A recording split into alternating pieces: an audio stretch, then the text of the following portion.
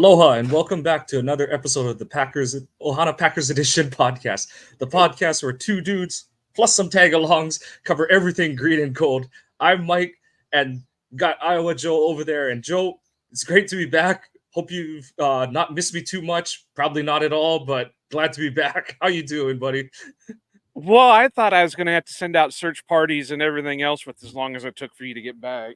So, I mean, at least Either you're that or you're here. going to So. change it back to Outback because Nick is freeing up. Nah. So, it's good to have you back. I mean, we had some solid guests on that kind of kept me company for the most part, but it never is the same without your partners. So, you know, I tried to hold it down anyway. Nah, you did great.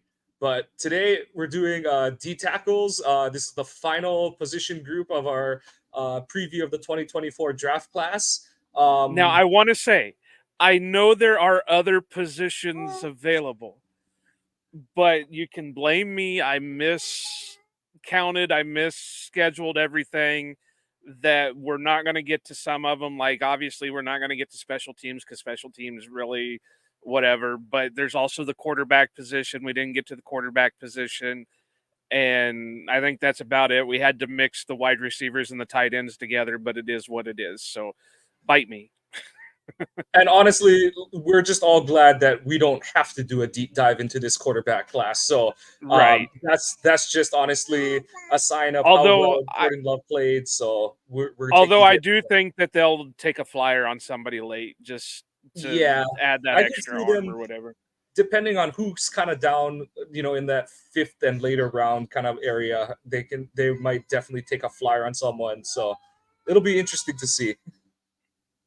Yeah, so but that's for another day. Like Mike said, this is for defensive tackles. So let's Yep. kind of get into it. Yep. So just to recap where the Packers room is at, the Packers seem to kind of, I don't want to say they solved the room, but based on guys on the roster stepping up, namely TJ Slayton stepping his game up, Kenny Clark being as reliable as ever, and some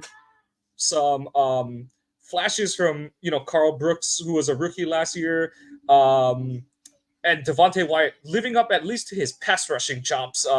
Need to see more from him as a run defender, but you've got four guys who are contributing, decently well to pretty well at times during the season. And then you did have Colby Wooden stepping in for important snaps here and there. So, that's a solid five on the roster so far, but it would probably be good for the team to add another player through the draft who can push for more interior snaps. It remains to be seen what the team is going to want to do with Colby Wooden this year. Kind of think that he may be utilized in that Cullen Jenkins role, that where he would play on the edge on run downs and then move inside on passing downs. Obviously, Wooden hasn't established himself as the defender that Jenkins was back in the day, but it'll be interesting to see his usage just because of what he came in as his measurements. He was under 280 when he came to Green Bay. He's still only listed at 273 on the roster, and we'll kind of see where that goes as training camp comes along. But yeah, the room has taken further shape, but it's not necessarily set in stone. So it'll be interesting to see where the Packers end up as a unit after this draft. But Joe, any thoughts where we go from here? The big thing is now that they've confirmed that they're going to go to a more of a 4-3 front, it's gonna. And I know there's guys out there like Brian Maffey and that say that these are the thresholds that they hold for their positional players. That's great, but now we're in a 4-3 front. Is that going to change anything on it? We kind of talked about this a little bit with Jake when we were doing the edge rushers, where guys that are looked at as first round edge rushers are more your 6'3", 250 more than the 6'3", 275 like a Lucas Van Ness or Rashawn Gary. So I know Gutekunst has said that They don't plan on changing what their edge guys' measurements are going to be, but that doesn't mean they're not going to change what the interior lineman measurements are going to be. And like I was talking with Mike a little bit before we started recording, a lot of the guys that are looked at as top defensive tackles in this draft don't measure out with those parameters that we've seen taken in the past.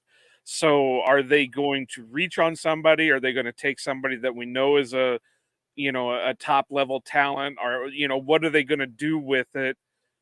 Are they going to budge from what they've gone with in the past? But with the guys on the roster, I think Colby Wooden is going to be more of your edge guy and rotate in with Van Ness and Gary. I still think Van Ness and Gary are going to be your main edge guys. I think I'm not quite sure what they do with Preston. I don't know if they put his hand in the dirt and send him out there on maybe more run downs or pass downs, because he showed a little bit more in the run than he has in the pass rush. I mean, he's still good in the pass rush, but now that he's kind of on that slope where he's getting up there in age, and is his productivity going to keep going? So, he could be rotated in at edge. He could be, maybe they put him out there in one of the inside linebacker positions, whatever it is. But Brooks, Slayton, Clark, and then the lone guy that we saw from the practice squad return, Jonathan Ford, are definitely going to be pure interior linemen just because of what size they're at. So again, and I've said this before in the podcast, them going to 4-3 front has made things really interesting, because does it change how they view players anymore? Some people would say no, but I think that it's going to have to, because of the crop of players that are coming in from college. No, totally agree. And the thing that you kind of wonder with a 4-3 is that, Green Bay didn't play a two-gapping 3-4, traditional two-gapping 3-4, but you do tend to want guys that are better anchors in that defense. Obviously, both Ted and Goody sort of bent that, definition to get guys who could penetrate. Kenny's really one of the few guys that either drafted who could really do both well. But more so, they kind of stuck. They still would get, your Mike Daniels, your Carl Brooks, your Colby Woodens, where they're guys that, they can hold up, but you don't want them getting run at, kind of thing. So it'll be interesting to see who, like you said, who kind of steps to the forefront out of this class. Just kind of looking into the free agent pool. The free agent pool is kind of taking its hits already at this point. The only unsigned free agents are, okay, I guess technically Fletcher Cox is unsigned, but he's either playing in Philly or playing nowhere. The only other names that really pop are, like, if you go the vet route and you want like a Calais Campbell, who still has been pretty productive, but he's approaching 40 at this point. Right. And if they want another like bigger anchor type of nose tackle, Brian Monet, who's mostly been with the Seahawks, another former Wolverine, but that would be a route you could go in free agency, because I think in the draft they have sort of steered more towards guys who have pass rush ability. But it'll be interesting to see, because I do think they need one more run guy who can run stuff. You've got Slayton, who I thought took a massive leap in his game last year. Kenny, I think, will be more effective as a run defender in a 4-3 front, where he's not being expected to eat a double team and cover two gaps, where it's more like, I've got this gap and I can just, I don't want to like say he'll be Aaron Donald, but kind of do the Aaron Donald thing where it's like, I just get to kick ass in my gap and we'll kind of live with whatever else happens. It's easier to funnel in a 4-3. So it'll be interesting to see what they do from that side of it. But like you said, I'm not sure. I think they do need to get a body out of this draft class, but I'm not sure how pressing of a need they're going to see to it. And really, where and when Goody takes a guy is going to sort of give us a signal of what they think of their defensive tackle room. But like you said, getting into this class, it's a kind of like you said, there's a lot of guys who athletically tested well, who should fit at least on the athletic side of the thresholds. They should fit what Green Bay wants, but due to one measurement or another, there's guys who maybe don't quite, pun intended, measure up. But Joe, who's a guy on your must-have list if you had it your way? Well, there's out of the guys that I watched, which I didn't get to watch a lot of them because, again, kind of like I was telling Mike earlier, it was getting really hard to get.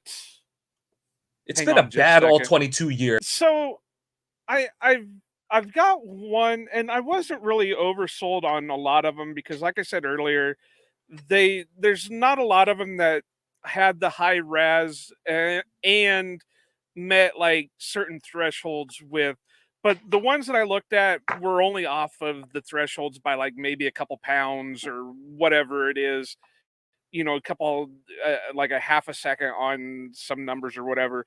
But the main one that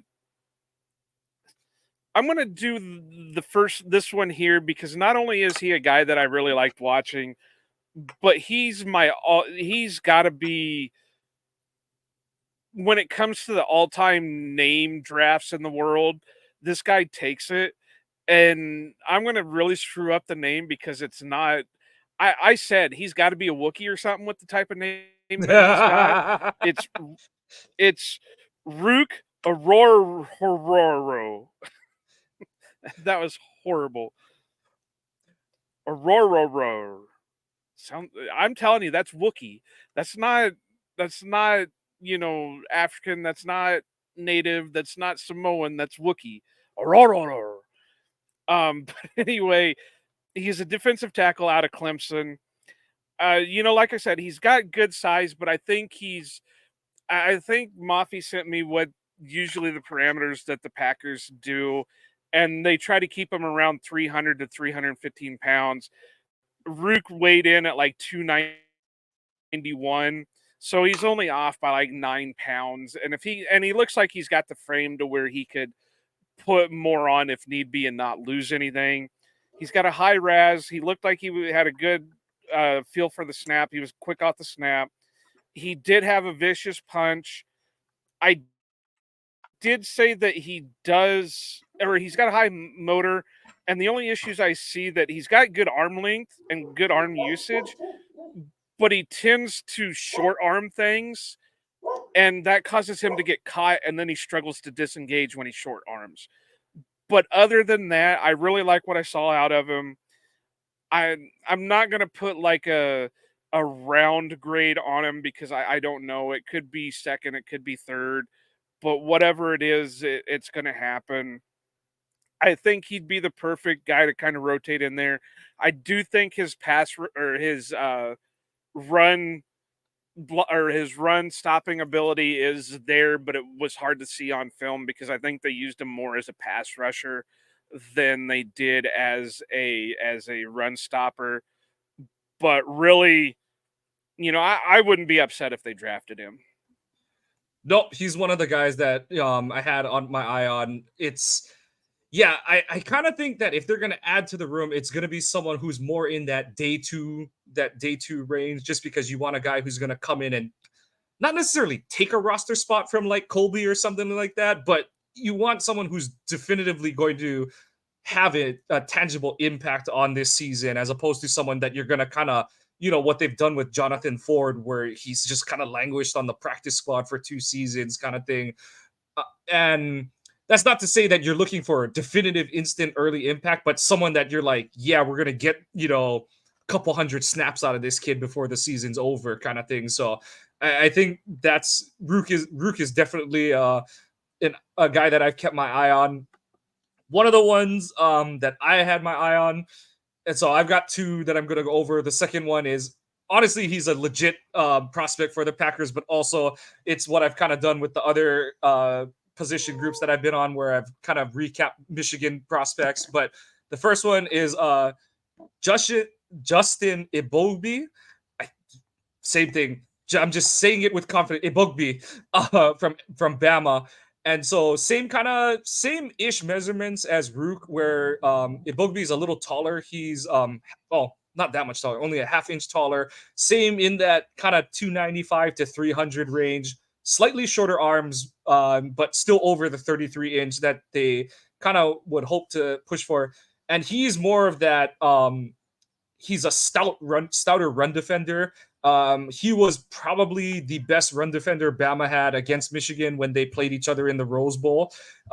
Michigan honestly had some success one-on-one against their other line of scrimmage defenders. And I thought that Ibogbe was the one who gave them some issues in that game when it came time to try and man up on him. So that's kind of that's sort of the body that I'm looking for out of this class, is someone who can defend the run and sort of improve the stoutness up the middle, because like we were kind of alluding to, really out of the tackles they have at this point, it's Clark and Slayton who are your trusted run defenders. Brooks, he's there to penetrate and create pass rush. Wooden is he can stymie a single block, but if he gets run at, he's going to get gashed. And then Wyatt has, he really improved his game as a pass rusher last year, needs to improve his ability to finish when he gets to the quarterback, but his run defense is still a problem at this point. He would flash a play here and there, but it really, it limited Green Bay's ability to play their base defense, because you're always kind of like, who's going to be that third D tackle when they need a run stop kind of thing. So I do think that's where it helps that they're in this 4-3 look where you only need two. And but it would be nice to get a third run defender. So Ibogbe is up there. And then the other guy is Chris Jenkins, where and if that last name rings a bell, he is Cullen Jenkins' nephew. His dad is he's Chris Jenkins Jr. His dad was Chris Jenkins Sr., the massive nose tackle for the Panthers. Played in that Super Bowl against the Patriots back in 2002-2003 season. And I think Jenkins Sr. ended up on the Jets, I believe, under Rex Ryan. But so he is not the same guy. He does not have the same build that his dad did or does. Jenkins, I'm honestly kind of surprised he measured in at like 299, but everyone, I've had multiple people ask, like, what is he? We see his name get mocked. You see that he's on Bruce Feldman's freak athletic list going into the last 2 seasons. And the big thing with Jenkins, he's got long arms. He's strong as an ox, and he knows how to lock out his arms and just disengage in run defense. His pass rush, it's a little bit of a weird thing where, like, people are like, can he not pass rush? Is that why he didn't get as many snaps? And I don't think that's what it is. It's that Michigan had 5 defensive tackles that they could run out this past season. And even the year before, they had Mozzie Smith. So it's more a matter of they were thinking, we're just going to keep rotating guys to keep guys fresh.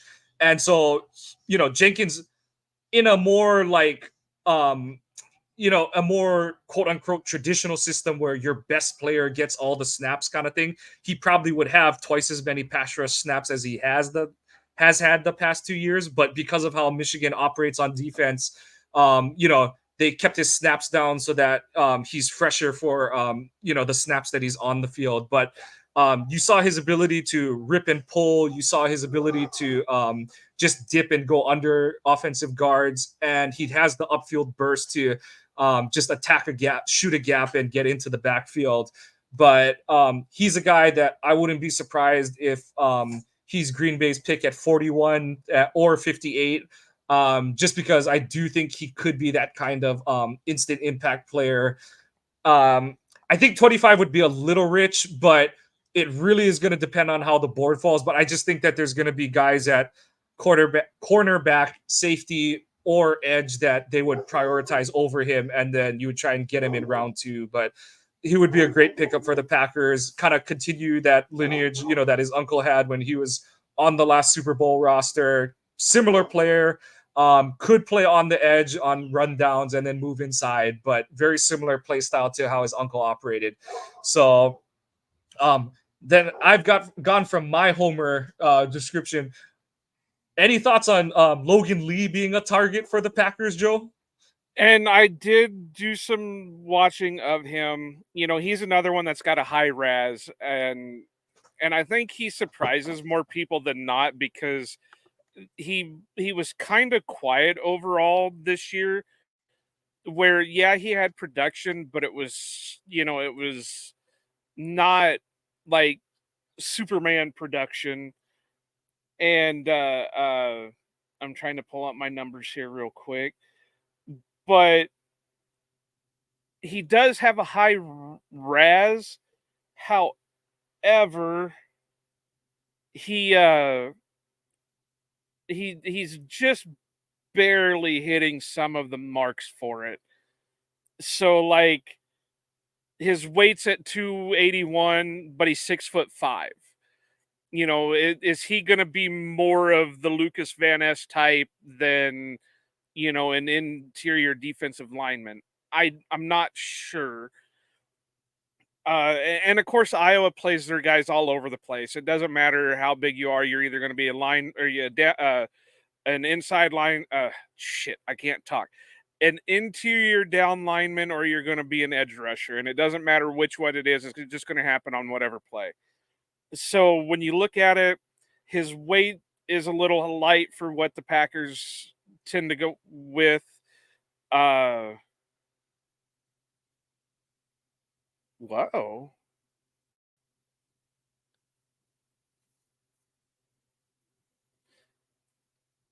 So his weight's a little bit light compared to what they like to go with.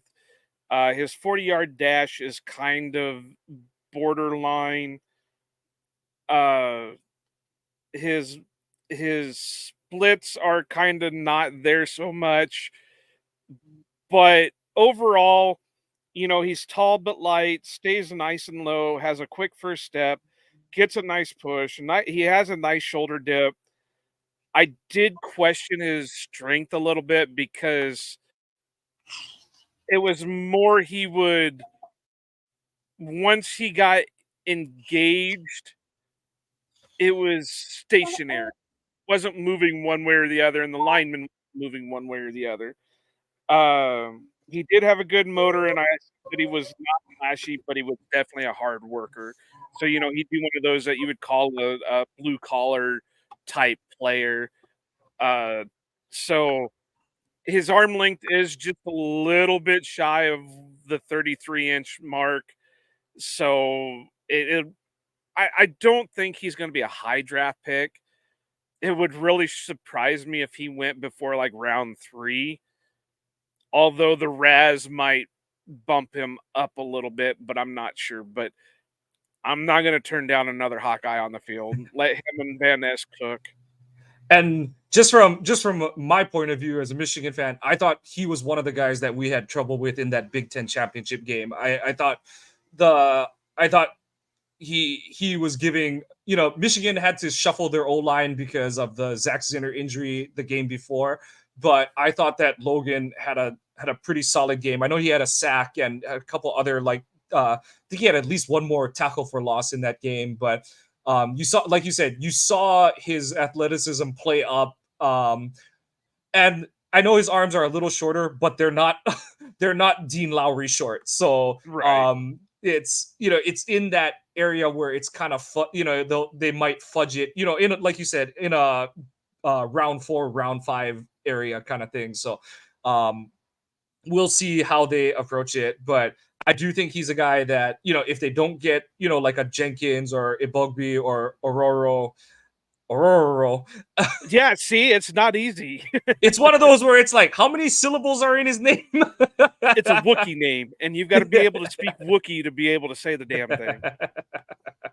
But yeah, if they don't get, a type like that earlier in the draft, I could see them go with, someone like Lee in, that early day 5 range where, I do think they've had some success finding defensive tackles. you've got, for as much as we bash Lowry, it was really more for the contract extension that he signed, not what he did leading up to that. So, I Well, do think. it was kind of similar to the Preston Smith kind of trajectory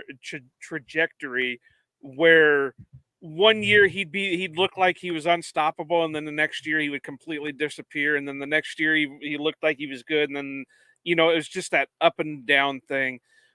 But with Logan Lee, I could honestly seeing him be a Mike Daniels type pick. You take him in the 4th round, hoping you can do something with him, and maybe he does more than what you figured he was going to do. Sorry, I'm being joined by my other kid, but I'm not going to put him on camera because he's in his bibs. But no, totally agree. And yeah, other than that, the only other guy that even caught my eye. So, some other names, like big names. There's like a Michael Hall Jr. from Ohio State. The hesitation I have with him is he's another like undersized one gap penetrator, and I don't know how many of those kind of guys Green Bay can have. And it. I'm not saying don't get good players, but my whole thing with that front is you gotta have more than Slayton and Clark to play the run, because especially if they're gonna I know there's a lot of debate recently about what happens to Kenny after this season. There was even the thought, oh my God, are they gonna maybe move on from him before the season? You can't cut so many guys if you're trying to contend for a title. But there is honestly the question of, is Kenny staying past this season, or is he kind of is he nearing the end of his tenure? And so I bring that up to say, okay, that's one less guy potentially you have to rely on to stop the run moving forward. Slayton, will Well, be. then, yeah, I was going to say, isn't he a free agent here pretty soon? Yep, Slayton's a free agent after this season, so you've got to kind of reshuffle the deck. Whether it's you extend Slayton, you extend Kenny, but those things haven't happened yet. So that's why I kind of think that they do need to get another run defender out of this draft. So the one name that caught my eye from just a shits and giggles point of view is Jake Dorn from West Florida, just because for the sake of major league vibes, so that I can go, come on, Dorn. And see, I thought the same thing about Michael Hall Jr. was, yeah, he's got a high motor and he's tremendous, but he got washed out a lot. And a savvy offensive lineman is going to be able to knock him off because he's using his speed and they can just push him off balance and he's got nothing to him. So I completely agree with that one. There was a couple Gabe Hall that was kind of like Rook. I got the 2 Florida State kids that I think could be something else. Braden Fisk would probably be the guy that I would go early on, maybe not first round type, but easily a day 2, where he was relentless, quick off snap, disruptive, gets a little high. His momentum can cause him to get washed out, and then he kind of has a little bit shorter arms, kind of like we were just talking about with Logan Lee. And then the other one was Fabian Levitt, where he has the good size, the long arms, the good effort.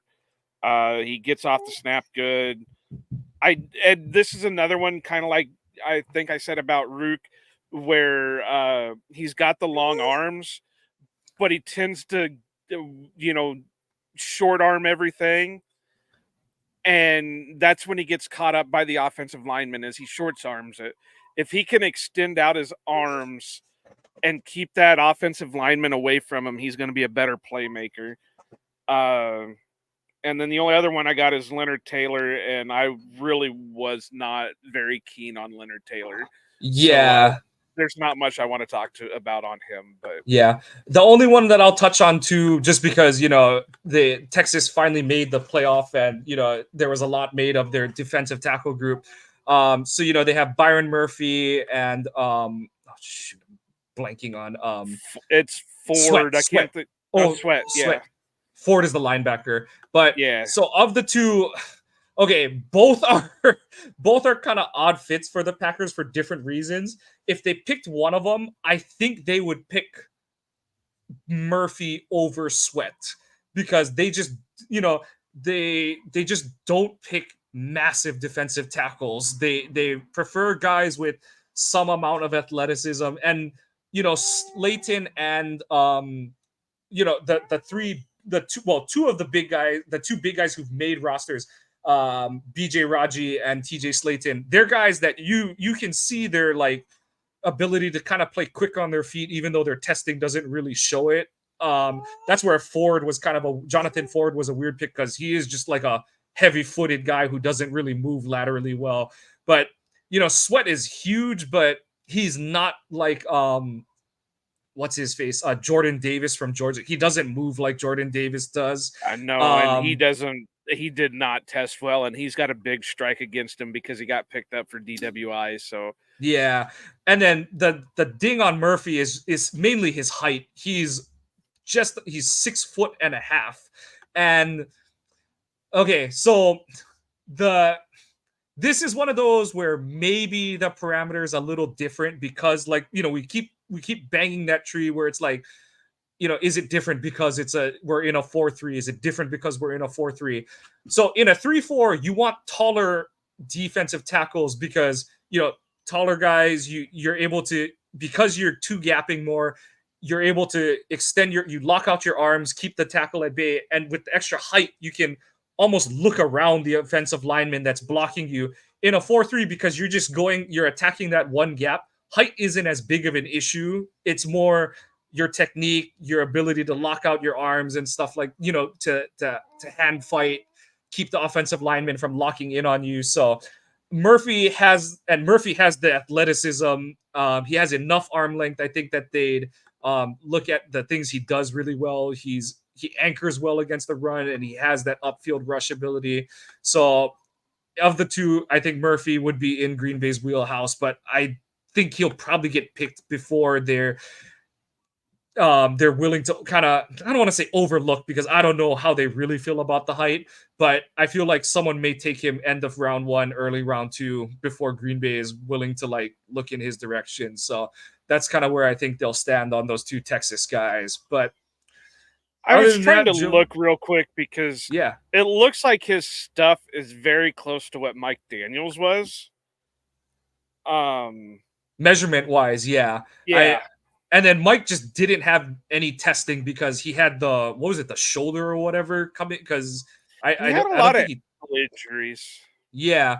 I just remember he couldn't test coming out of the combine, but I remember like when we drafted him, I was like, well, I've seen that dude beat everyone up. So, and Murphy would be kind of that same thing where it's like, okay, yeah, like that's just, it's that whole adage of he's just a football player and not like, and he's not just getting by like with his guile and the seat of his pants.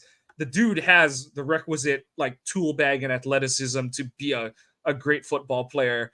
And it's one of those where it's like, okay, does the fact that he's 6 foot instead of 6'3" matter that much? And we're not going to find out for a couple weeks. And it's one of those aspects of this draft that I'm really curious to see what happens, especially on the defensive side, because new scheme, not just new like coordinator, but just completely changing from that 3-4 back to a 4-3. So there's a lot of different aspects in terms of type of prospect they're potentially looking for. So it'll be really interesting to see what they do in a couple weeks. Yeah, and just looking at it real quick, it has Murphy listed as 6'1.5", like you said. Daniels was 6 foot even. Yeah. Murphy is 297. Daniels was 291. Daniels was arm length was 32.5, and Murphy is at 32 3/8. Yeah. The only big difference in size is Mike Daniels' hand size was 9 5/8, and Murphy's is 11 inches. Yeah. And okay, and so hand size is one of those where it's like, for linemen, how much does it matter? And it's your ability to like engage, and like when you get that everyone's gonna say, "Aren't you saying they're holding?" No, it's all a part of the the battle in the trenches, and your ability to that rip pull move that Kenny utilizes. The bigger your hands are, the more you can sort of stun and control offensive lineman as you go to rip and throw him. So that's where that hand size comes into effect. So that is, like you said, definitely things that are in the plus side for Murphy in terms of his ability to be picked up by Green Bay. It's funny because the interior D line class is a lot like this edge class where there's a lot of guys who are good players, but they don't quite check all the thresholds that Green Bay has had in the past. So, is it a matter of we're just going to get a good player from this class, or is it, hey, because we're in this new scheme too, we're going back to a 4-3, is that going to also affect what they're looking for? So it'll be hard to tell which side of it is which. Good hasn't let on too much. He's kind of just mentioned that they're just looking for good football players. Don't expect them to totally throw out their thresholds, but they're first and foremost, they're looking for good football players. And if they believe in the player, they're gonna quote unquote bend their thresholds to pick them. So read into that as much as you want, but I think that Good is going to stick to who he is, but be open for new avenues because of what this class is on the interior D line. Definitely. And, you know, like I've said from the beginning, this is why I like doing draft coverage stuff, because we know what we like and we can guess at what the front office is like, and then it's kind of like hitting the lottery when you actually get something correct, because it's not easy to be able to predict what a front office is going to do for a team. We can say what we think they're going to do for it, but it doesn't mean that that's what they're going to go with. And it's going to be something else to see this year, because there are certain holes that the Packers have to fill, and there's only a few guys out there that they can possibly draft that'll fill those holes. Yeah. And like we said, and D tackle is one of the harder positions to prognosticate future success. Every now and then you'll have guys that are just like, yeah, that's a no-brainer kind of player. But for the most part, the projection at that position is tougher because how much of it is that guy, like Jarrell Worthy. I'll keep going back to that one. How much of it is a guy, the two pick, him and Mike Daniels in that draft class. Jarrell Worthy was picked because it's like, this guy is a great athlete. He has this, excellent jump off the ball, and we think we can coach him up on the finer points of playing the position. But we also picked Mike Daniels, who is just the technician of technicians, but also has some upside to his game, which we obviously saw he did. But Jarrell could never quite put it together, blew his knee out. And when he lost that step, it was like, okay, this guy isn't even an NFL player at this point. So it's really, that's where it's hard to project, because you're counting on your coaching to be able to unlock extra levels on these guys. But also you're kind of like, okay, how much of this dude's production is simply because he was just better than the guy across from him? And how much of it is like, okay, he's actually, a student of the game, knows his, he sheds blocks well and all that kind of stuff? Or is it, as much as you think like the game is being played in a phone booth on the interior, which it is, how much of it is he's just literally running around the guy that's in front of him, which is a lot of what a guy like Worthy. And, I call out Worthy because he's a guy that the Packers drafted, but there's a lot of guys like that who just never could figure it out at the NFL level. So that's where the hard part is in terms of, and we've seen it with Slayton. It took Slayton 3 years to become a trusted, solid contributor for the Packers, and hopefully his arrow continues to point up. So that's where we kind of sit, and it'll be really interesting to see where they, come really this time when this pod is released, where the Packers roster is at coming out of the draft in 2 weeks. Definitely. And it's like I said, it's going to be something else I think this is the most excited I've been for a draft in a while, because it can go so many different ways, and we have no clue how it's going to, we have no clue about it. Whereas like last year, we had an idea, okay, well, they're possibly going to go an edge rusher. Or the year before, okay, well, at some point they're going to take this, this, and this. This year, we have no clue how it's going to work. I think especially because of how bad the safety class turned out to be, plus you added McKinney in free agency.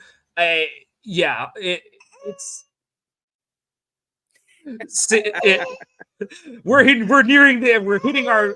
our end, but it's just kind of thrown into the question what direction are they going to go, because like you said, it's not as clear as like last year where it's like they're almost definitely taking the best tackle or the best edge rusher. You can debate amongst yourselves who that may be, but and it came down to Lucas Van Ness and Broderick Jones, and Green Bay was like, no, we're going with the edge guy. So we'll see where they go with it this year. I think it makes this class fascinating in a sense. So, but that's something that we're gonna cover next week, because we'll be doing our final mocks ahead of the 2024 draft. Joe, anything else from you, or are we gonna carry us on out of here? Well, it sounds like everybody over at your place is wanting us to cut out, so we better just wrap it up. Yeah. What do you think, little one? Wrap it up time? Yeah. But we wanted to say thank you again for joining us for another draft preview edition episode of the Ohana Packers Edition podcast. Please give us a like and a subscribe on Twitter. Make sure, or a like and a follow on Twitter. Make sure to be entered into any of our drawings. You have to be following the podcast Twitter account at Ohana_Packers. Great if you're following me and Joe, but you will not be in the drawings. So you need to be there. Joe, I know you were kind of rummaging around. We're definitely doing the Jair one still at 523. When you have the further details, we'll definitely release them on the pod. Let you guys know what else is coming up. But otherwise, please give the podcast a follow on your favorite podcasting apps. Follow our website, ohanapackers.org. All of our blog posts, along with all the streams of every podcast episode, are up on the website. Like I said, like and subscribe to the podcast on your favorite podcasting app. If you're enjoying what you're hearing, please 5-star ratings on any and every episode. And even if you're not enjoying what you're hearing, please give us commentary feedback, because we want to be putting out the content that you want to hear. That puts a wrap on this year's defensive tackle class. For Iowa Joe, I'm Mike Kawano, and we're going to wish you another Go Pack Go and aloha.